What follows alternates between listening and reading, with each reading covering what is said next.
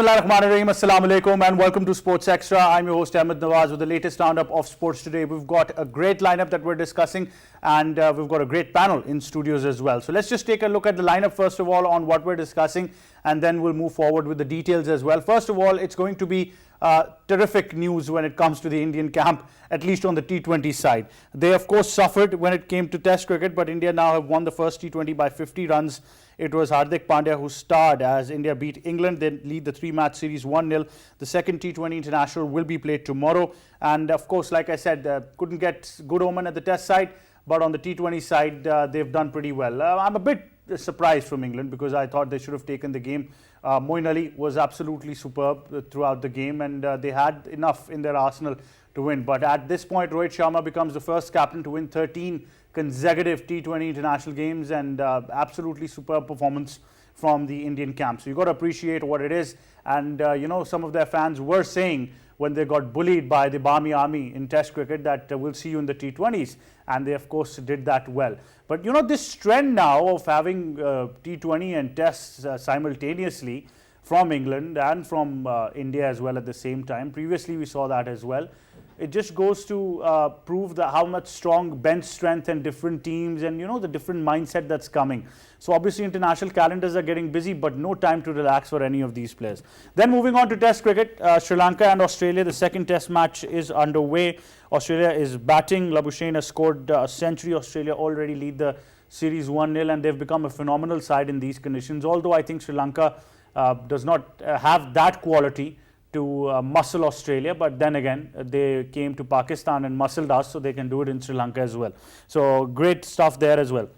Moving on to Wimbledon, it's a heartbreak. I'll be very honest. You know, it was absolutely horrific to know the news that Rafael Nadal is not going to be playing the semi-final.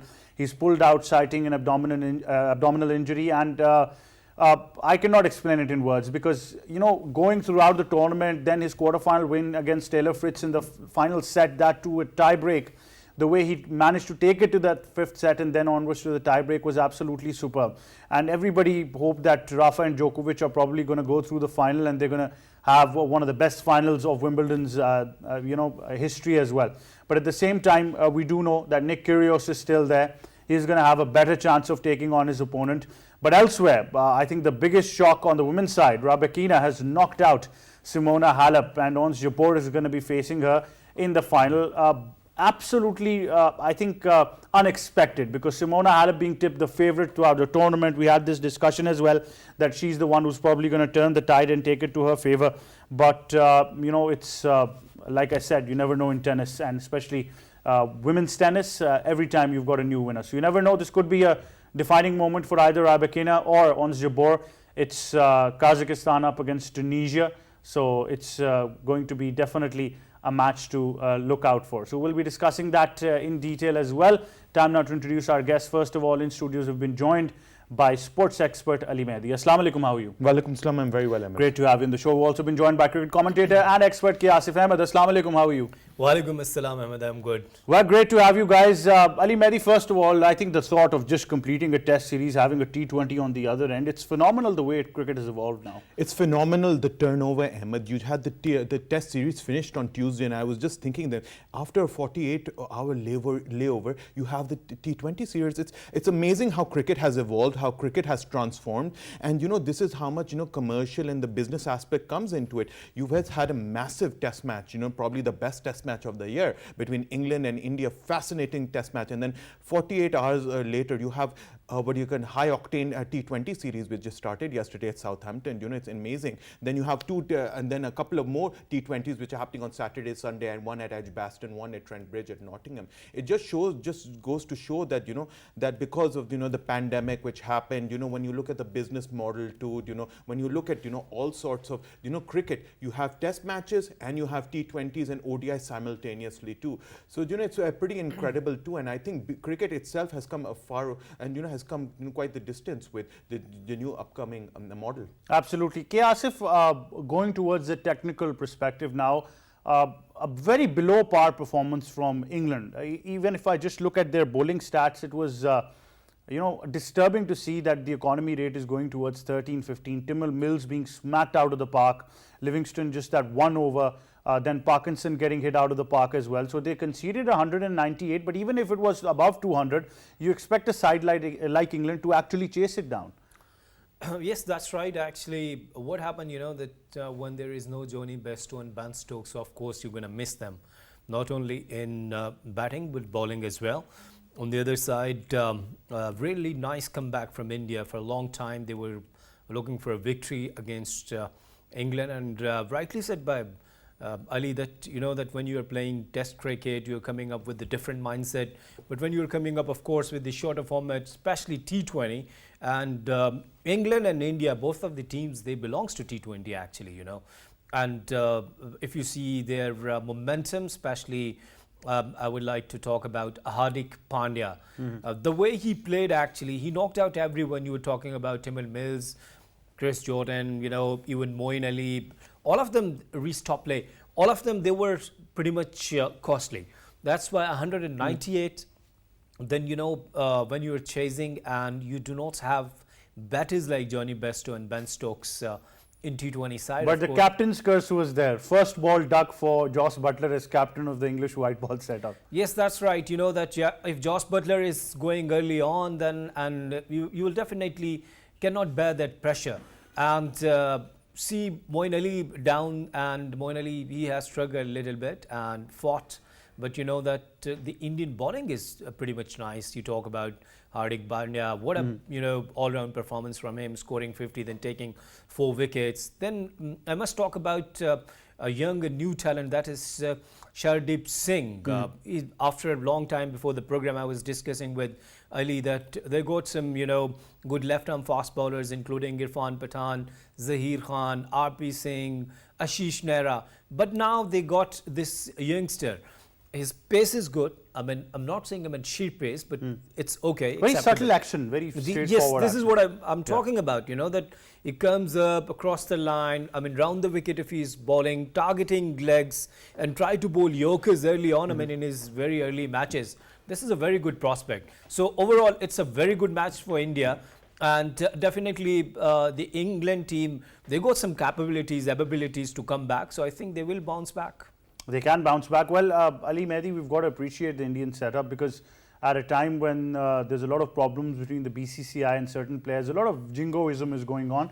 But the fact is that, they still managed to keep the system strong. And some of these players, when you talk about them, even Arshdeep Singh, and then the side that was playing, phenomenal stuff from these boys. No, phenomenal stuff. And Ahmed, one thing I want to talk to you about is most importantly, the depth, the squad depth they have. Look, the Test players, they still haven't come into the Indian setup too. They actually decided to stay back in Edgbaston, and wait for the second T20 to take place. But you look at that depth over there. You talk about Sukume, or you talk about Yadav over there. Deepak Hooda is another player who played extremely well yesterday.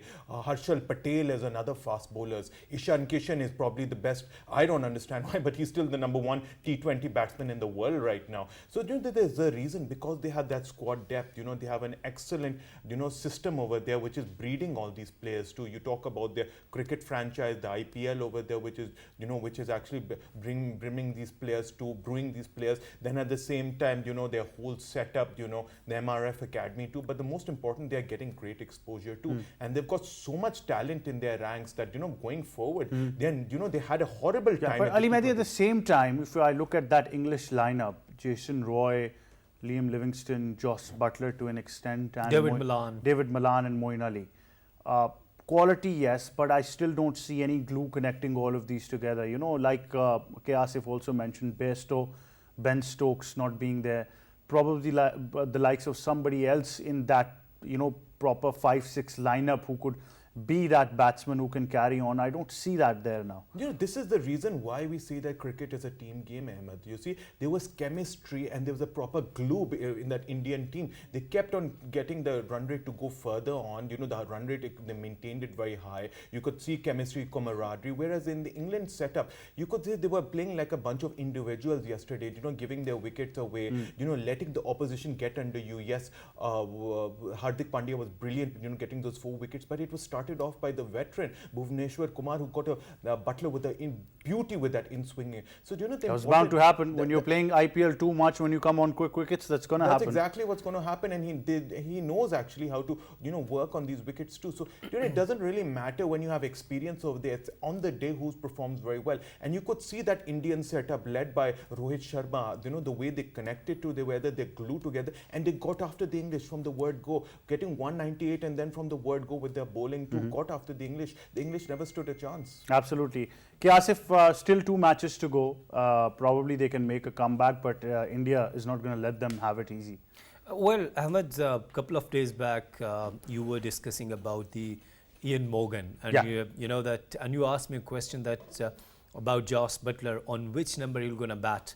So I've told you that he won't push him down, because you know that when he's coming as an opener, and he got the mindset that he's playing. But early on, as he said, that the Bhuvneshwar, it was a beauty from Bhuvneshwar Kumar, and he's always very good with the new ball. He could do either sides, either the in-swing or outswing. So dangerous for the batters like Joss Butler. So rightly said, that they could come back, but they will definitely missing Ian Morgan as well, for next couple of months. But I think the system is so strong that Butler, because he's the captain, even if he plays on an opening spot, which is a risky spot, he's going to get out, have failures. The system is very strong. It's not going to be like Pakistan. If the captain doesn't perform in 3 matches, just start bashing him. So that's why he still has a chance of playing as an opener. No, that's right. No, what I'm saying is that still, that the experience of Ian Morgan, of course, they haven't found a replacement yet. Yes. So yes, it's too much early. I'm not saying that the failure of Joss Butler, but what I'm saying that it was his role of Ian Morgan. If early on you have lost 2-3 wickets, but Ian Morgan is still there and he's gonna finish the game.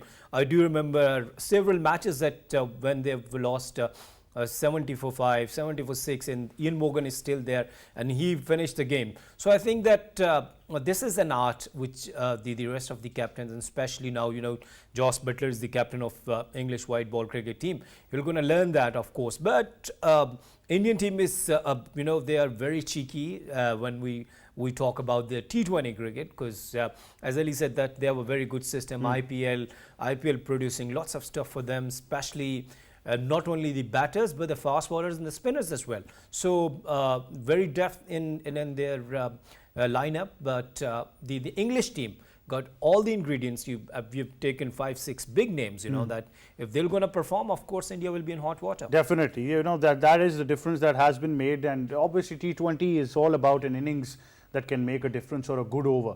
So that you need to catch on to, but still England need to make a comeback, obviously, because it's going to be difficult now to curtail this Indian side. They've got that flavor, flamboyant attitude as well, especially if Hardik Pandya is getting 4 wickets and scoring majority of the runs as well. The game is already gone from your side as well.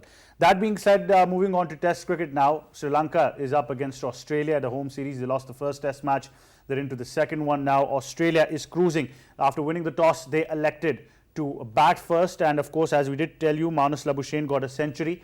But Steve Smith now also has a century as well. He's 109 not out, and he's joined at the crease by Alex Carey. Australia are 298 for 5. Yes, Ali Mehdi. I thought it was a brilliant toss to win for Australia. I mean, the fact that they put on 298 for 5, they would consider themselves, very pleased with their performance. They didn't get off to the great start. Warner again fell cheaply.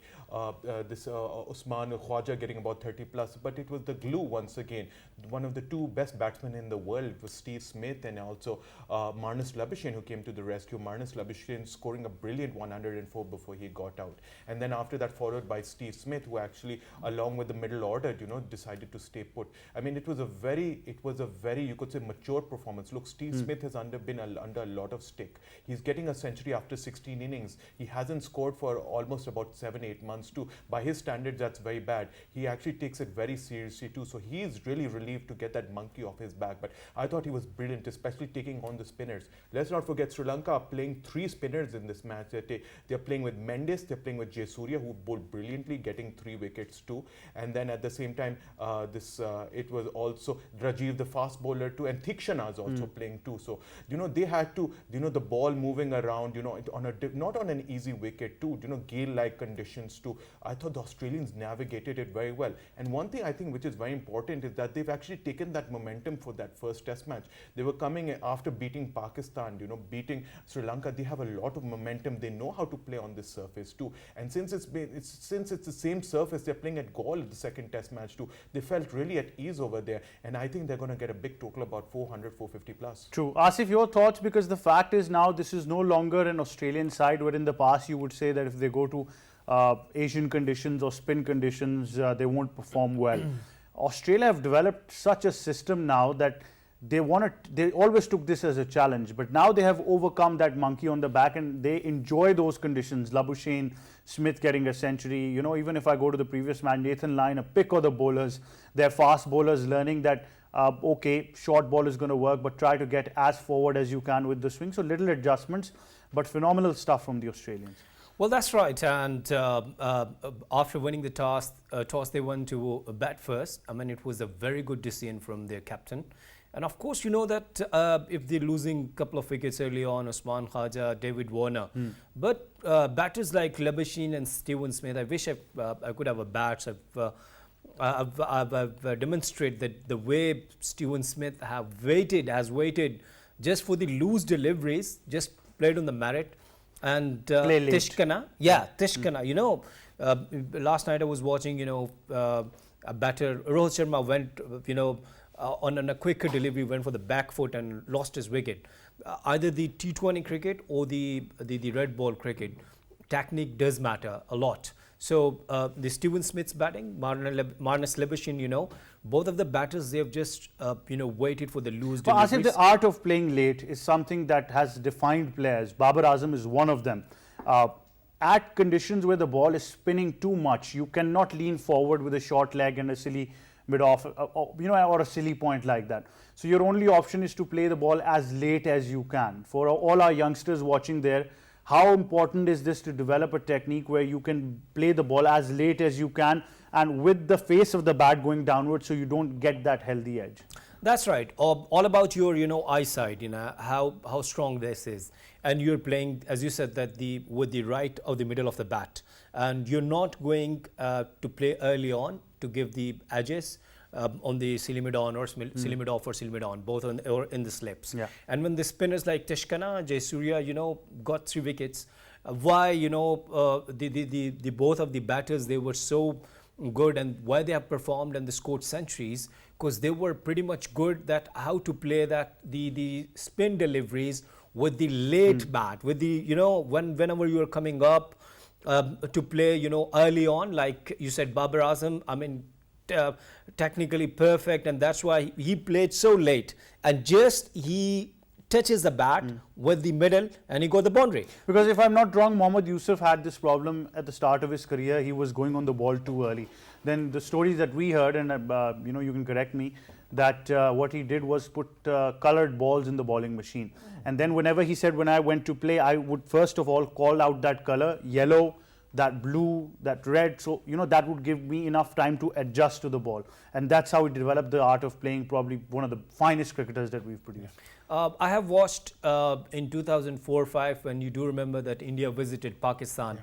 And I have watched Rahul Dravid's century at Rawalpindi Cricket Stadium, and Mohammad Sami and all the Shoaib Akhtar was there, Mohammad Sami was there. And what I have observed, I was the ball picker there, and what I have observed and what I have learned, that there is no need to require, powerful shots, just required your perfect timing. And that comes up with the practice, as you said, Mohammad Yusuf did.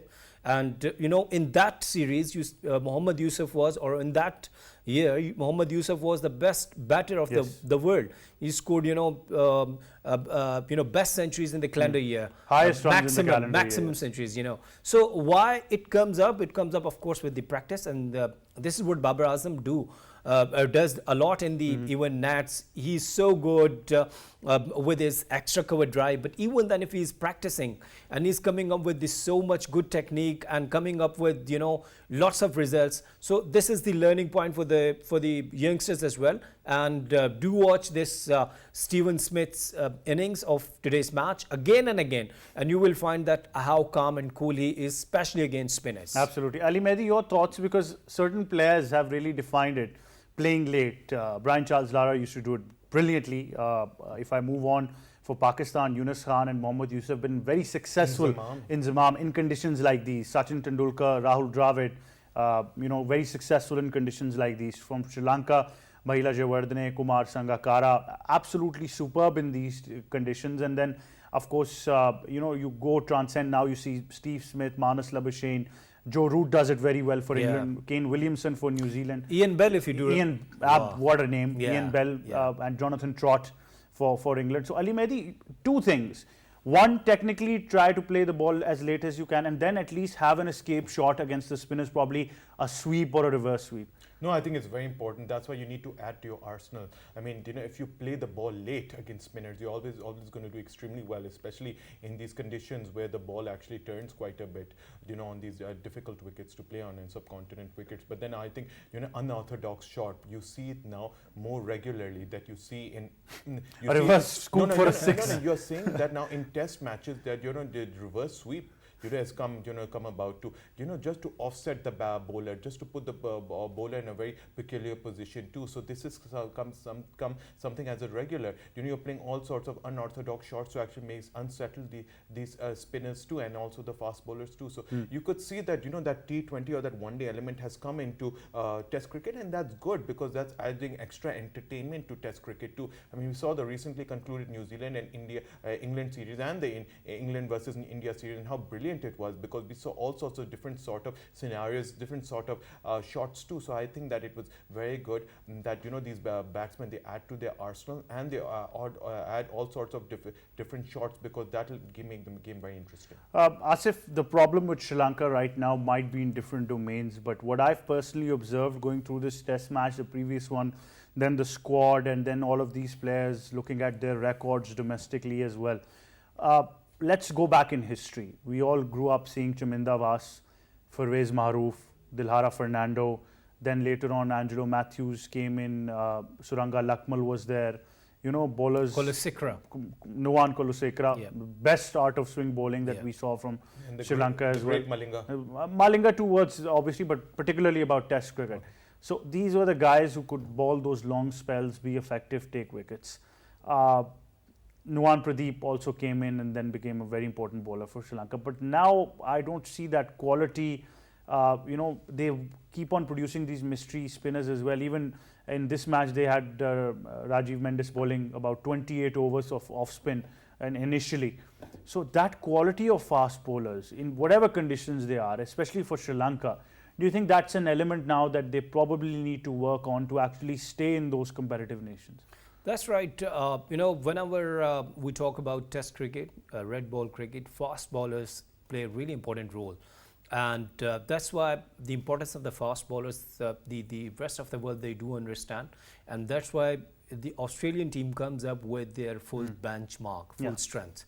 And yes, you rightly said that we do remember, and that when I was in school, and the entire day we used to watch Chaminda Vas bowling. On the other side, Sajiva De Silva, if you could do remember, the left-arm fast bowler. And then, Pervez Maharouf and especially Kolasekara. So they're missing this talent for a long time. Not only this, I always talk about that, the middle order of in the shape of Mahila Jayawardene, Kumara Sangakkara, and Tilakaratne Dilshan, though he was later on, he was just specialist for the limited overs. Yeah, limited overs cricket. But they are facing same problems as Pakistan is facing here. And yes, we understand their mental stress of political turmoil and all the scenario. But even then, if they are performing well in one-day cricket, I don't think so that they can put some pressure in red ball cricket, because Australia is a big team. They're coming up with the full preparations. All mindset are very pretty much targeted that what they are doing, and they do understand their strengths.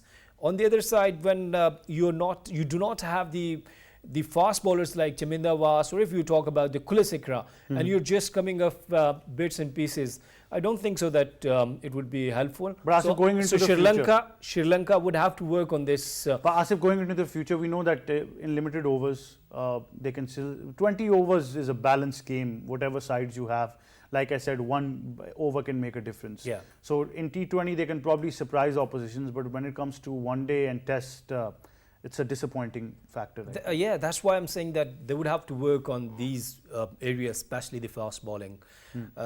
I don't think so. Hardly they have any fast bowler who could bowl 150, you know. And if they don't have fast bowlers like, or if they don't have a proper swing fast bowler like they had in the past, if so, you know, the nowadays the Australian teams or the England team or the New Zealand, what I'm talking about, because the environment and the temperature and the each and everything is different from the Asia, but they're working so nicely. They got a you know, tremendous their homework. They complete each and everything, and they come up. You know, before coming to Pakistan, Lebashin had done a fantastic spin bowling practice at his home. So they're mentally so strong. So if they do not have Sri Lanka don't have the fast bowler strengths, I don't think so that they will be dangerous team as they were before. Definitely. K. Asif, thank you very much for being on the show. It's a pleasure having you. On this note, we're going to hang on to Ali Mehdi. We'll go towards a short break, but when we come back, we'll be discussing Wimbledon. Stay tuned.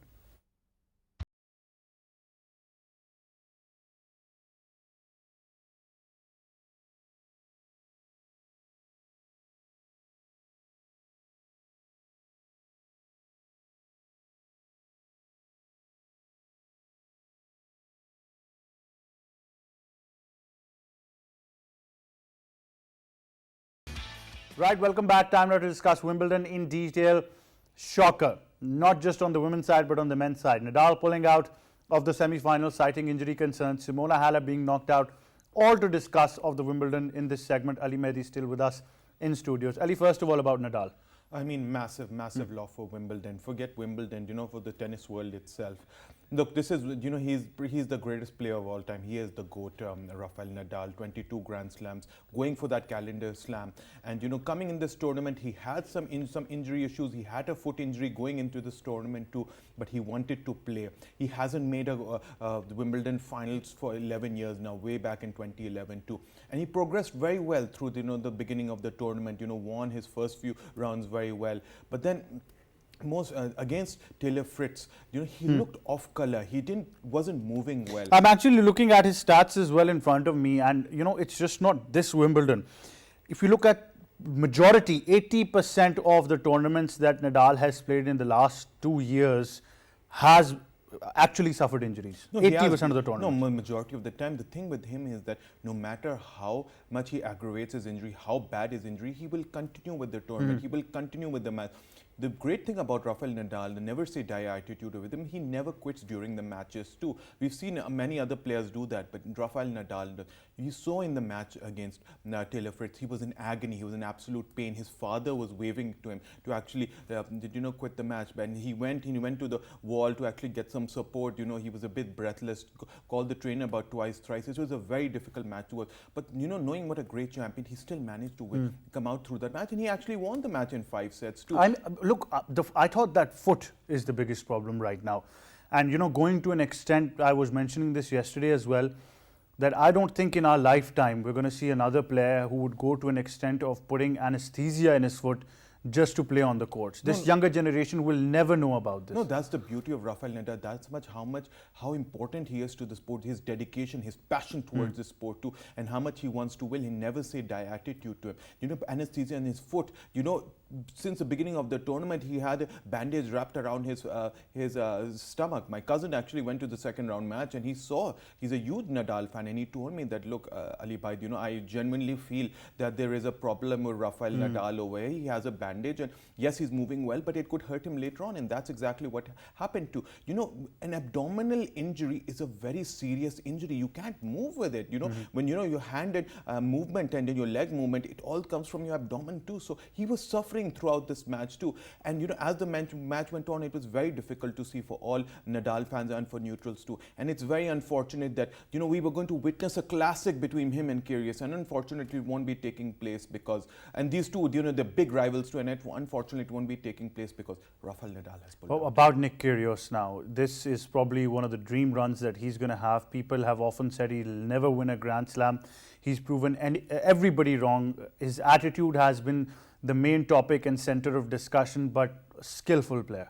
I love Nick Kyrgios, Ahmed. I have been saying it for the past 8-9 years. I've been following this guy very closely. In 2014, when he broke through, he beat Rafael Nadal at Wimbledon in 4 sets, managed to make the quarterfinal too. I knew it back then that he was a special talent too. And look, this is the one player I genuinely feel over the past 10 years who has not been able, he has underperformed, he has underwhelmed. He is such a talented player. He's got all the shots in the book too. And for him to make a major Grand Slam, it is a huge relief for the tennis world, for tennis fans, for everybody in particular. He is one who definitely deserved an opportunity. Look, he's playing on his favorite surface, which is grass right now. The best thing about him, he's a mercurial player. On his day, he can be horrible. He throws away matches. Yes, we know his tantrums, his bad habits too. But on his day, when he's on form, he's unstoppable. He's beaten the big guns. He has an amazing record against Novak Djokovic, beaten him twice in 2017, beaten Rafael Nadal in the past too. In 2014, he's beaten Federer too,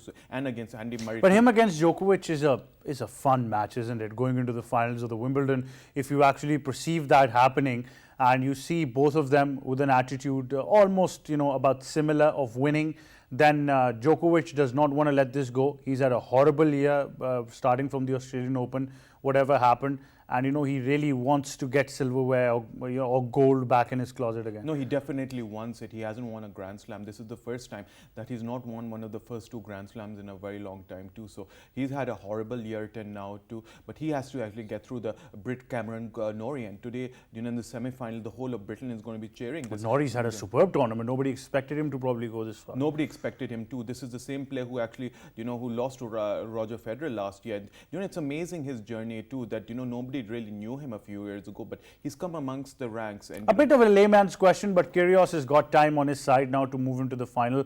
But obviously Djokovic is going to be exhilarated playing a game against his opponent, his British opponent, and then of course Cameron Norrie and him in a semi-final, then an exhilarating final ahead. It's got to take some toll on your mental and physical well-being. No, it's definitely going to take it, and I genuinely think that Cameron Norrie has nothing to lose.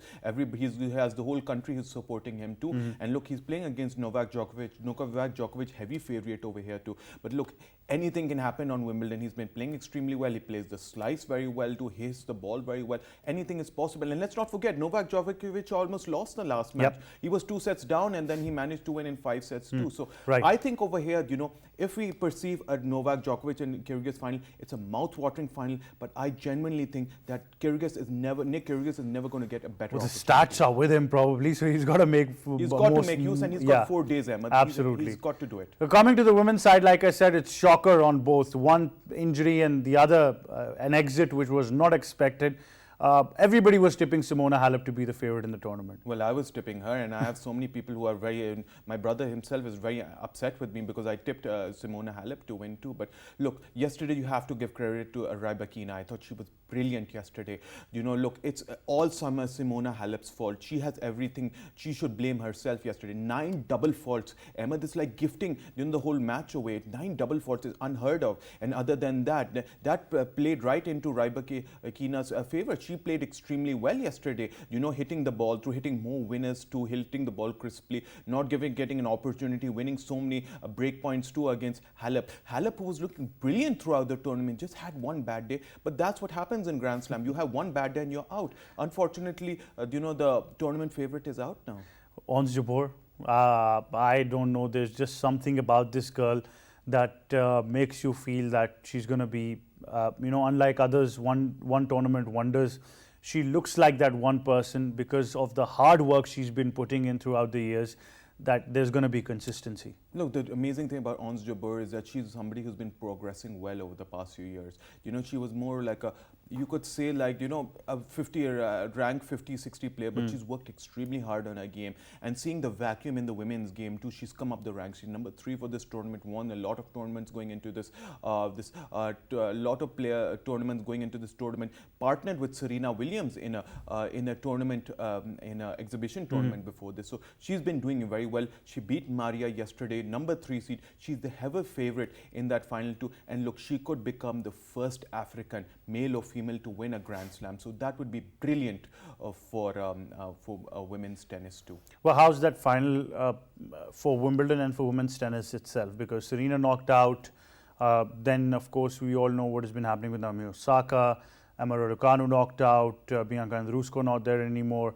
You take all of these new names and then, you know, talk about consistency, that this younger generation, it's going to take some time for them to realize the potential of going into a major Grand Slam. Look, you know, you have so much talent over there, and there's a huge vacuum, like I mentioned, some new players coming up. You know, number 1, Swiatek, you know, who's been brilliant this year. You know, she ran into Lise Cornet, you know, the veteran too. But then you have these new players. Ons Jabeur is one. She can grab the mantle, you know, she can grab the mantle with both her hands too. She's been playing brilliant. We are talking about Rybakina over there too. Then the veteran, Simona Halep too. So, you know, you have a lot of players up there too, you know, who are performing extremely well too. I still think they've got such a good opportunity, and you have every year, you know, Ahmed, we see that so many new players are coming into that top 10. That top 10, you know, there's like a seismic shift of different sort of players coming through. So, you know, women's tennis is extremely interesting, extremely exhilarating. It's not the same 3-4 players. They just keep on changing too, and that's the beauty of women's tennis. Definitely it is. Ali Mehdi, thank you very much for being on the show with us. It was a pleasure having you. One thing is for sure, that the Wimbledon is full of surprises and probably one of the best tournaments that we're seeing this year, as well as we talk about major Grand Slams, and the biggest of the year, all the action there as well. But we've got something very special to share with you as well.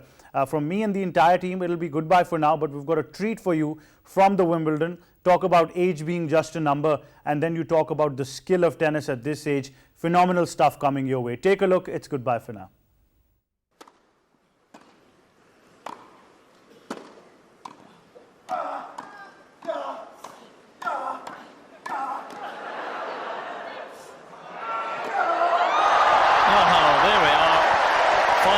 The weight. All hail Barami. He should just drop his racket, walk off the court, thank him good night.